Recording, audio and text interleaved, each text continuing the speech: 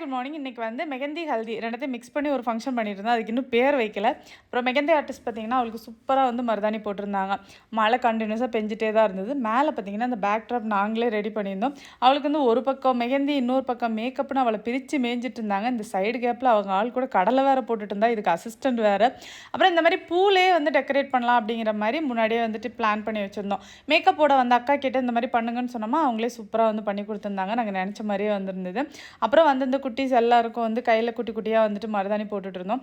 எனக்கு வந்து மெஹந்தி வரைய ரொம்ப ரொம்ப பிடிக்கும். ஆனால் அதை வந்து என் கையில் பண்ணோன்னா எனக்கு சுத்தமாக பிடிக்காது. என் கையை வந்து ப்ளைனாக பார்த்தா தான் பிடிக்கும். பட் மற்றவங்களுக்கு வரைய ரொம்ப பிடிக்கும். அதனால் யார் கை கிடச்சாலும் உட்காந்து வரைஞ்சிட்ருப்பேன். அணு கையில் தான் நான் கம்ப்ளீட்டாக வந்து ப்ராக்டிஸே பண்ணேன்னு சொல்லலாம்.